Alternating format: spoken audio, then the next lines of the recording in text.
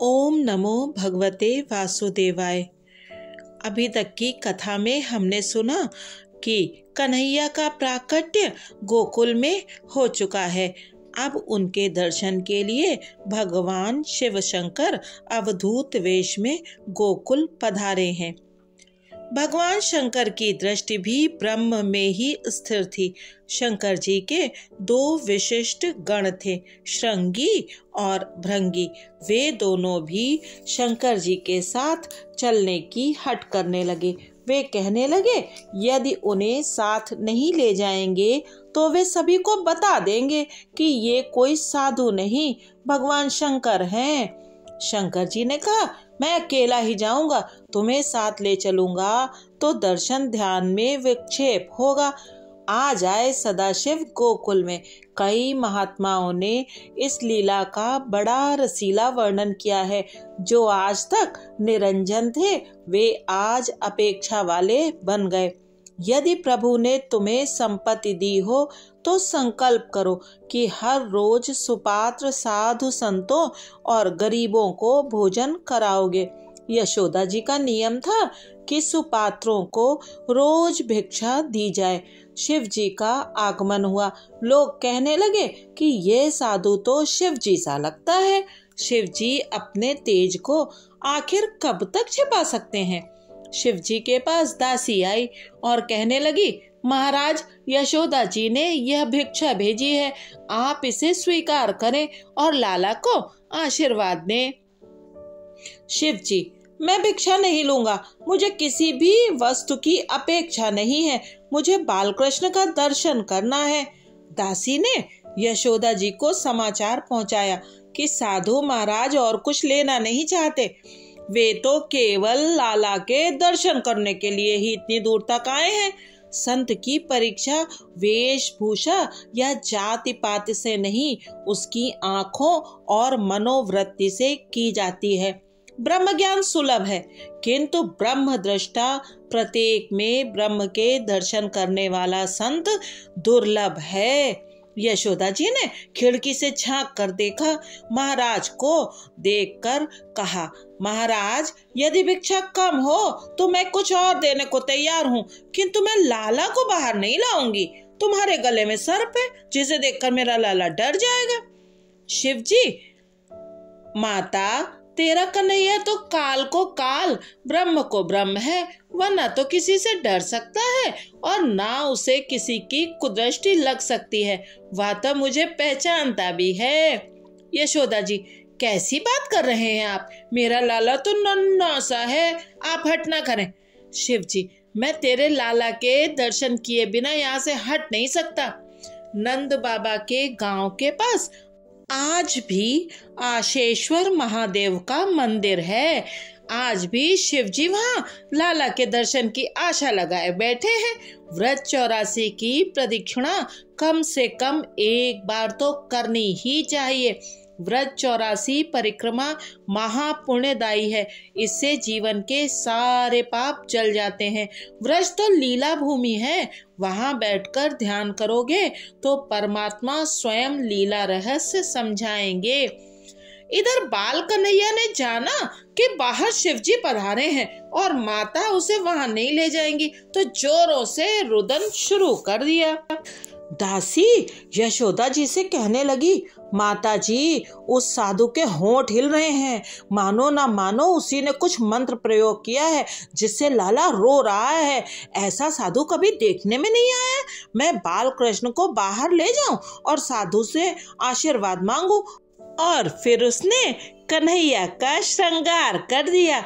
यशोदा ने दासी से कहा उस महाराज से कहना कि लाला को देखना, किंतु टकटकी लगाकर मत देखना। वृंदावन के बांके बिहारी का स्वरूप दिव्य है, श्रीनाथ जी का स्वरूप भी अद्भुत है। जब तक स्वरूपा शक्ति नहीं हो पाती, भक्ति हो नहीं सकती।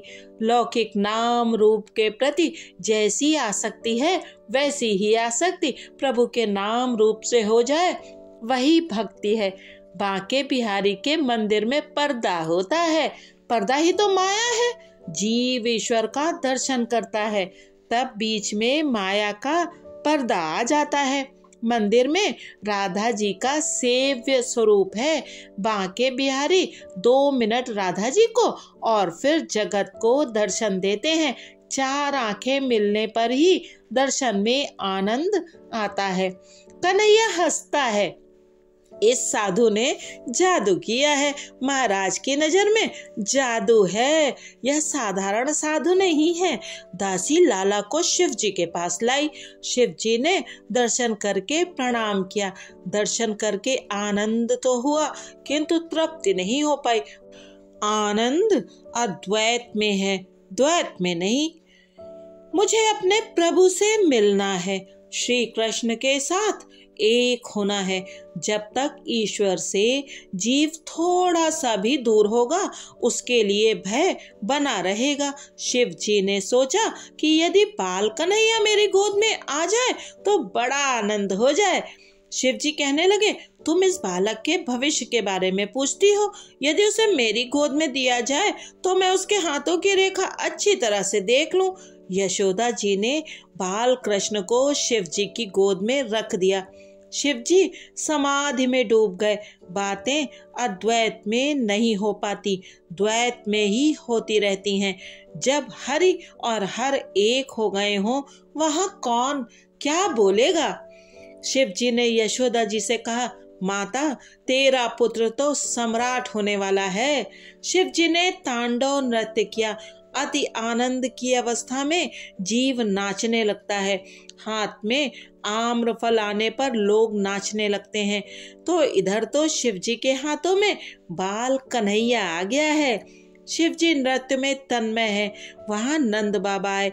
भगवान शंकर की जय जयकार हो गई। बाल कृष्ण को हृदय में बसाकर शिव जी कैलाश वापस लौटे। त्रयोदशी के दिन नंद जी मथुरा आए। चतुर्दशी के दिन पूतना आई। नंद बाबा प्रतिवर्ष कंस को कर देते थे। इस बार भी कर देने का समय आ गया। नंद बाबा ने कहा, कन्हैया को संभालना, परमात्मा से हमेशा संबंध बनाए रहो। सभी के रक्षक की रक्षा तो कौन करेगा, किंतु उन्हें हृदय में बिठलाने के बाद हमेशा सावधान रहना कि कहीं कोई लौकिक भोग की ऐषणा मन में ना घुस जाए और कोई इच्छा मन में आई नहीं कि हृदय में से भगवान भाग निकलते हैं। कन्हैया यदि हमेशा के लिए हृदय गोकुल में बस जाए तो बेड़ा पार हो जाए। हृदय गोकुल में श्री कृष्ण का आगमन होने के बाद नंद यानी जीव को बाहर भटकना नहीं चाहिए। नंद बाबा कंस को कर देने के लिए मथुरा आए।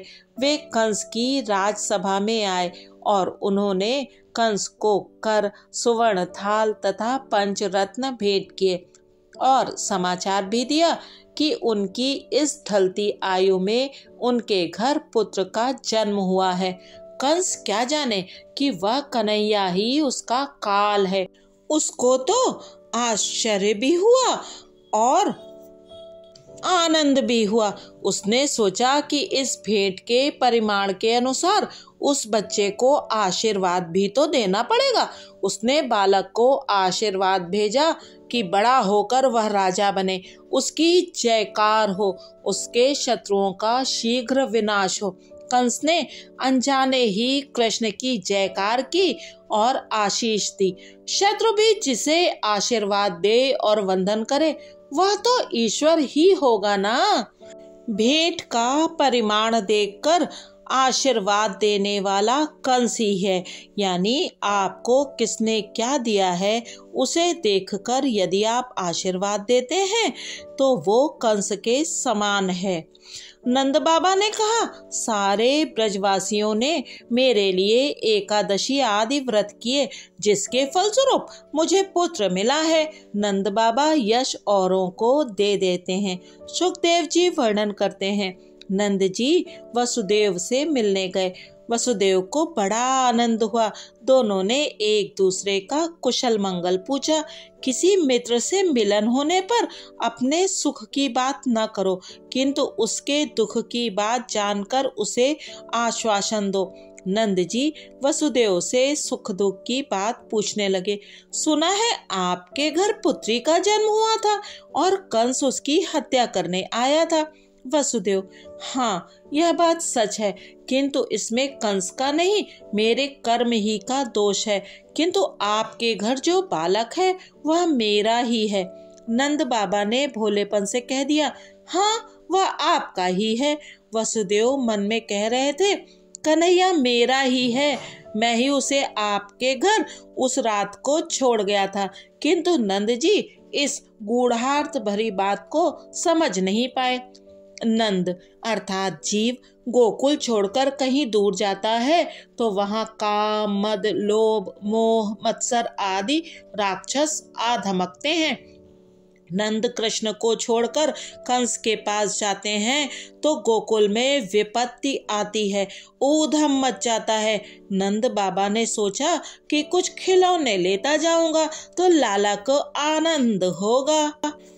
यदि आपको कहीं बाहर भी जाना पड़े तो वहां से ठाकुर जी के लिए कोई अच्छी सी वस्तु लेते आना, तुम्हारा प्रयास भक्तिमय बन जाएगा। आज की कथा यहीं तक। अगले अंक में सुनेंगे पूतना का उद्धार भगवान ने किस प्रकार से किया। भगवान के श्री चरणों में नमन। परम पूज्य डोंगरे जी महाराज के श्री चरणों में नमन और मेरे श्री गुरुदेव के चरणों में भी शत शत नमन। सुनते रहिए श्री कृष्ण कथा। बहुत बहुत धन्यवाद।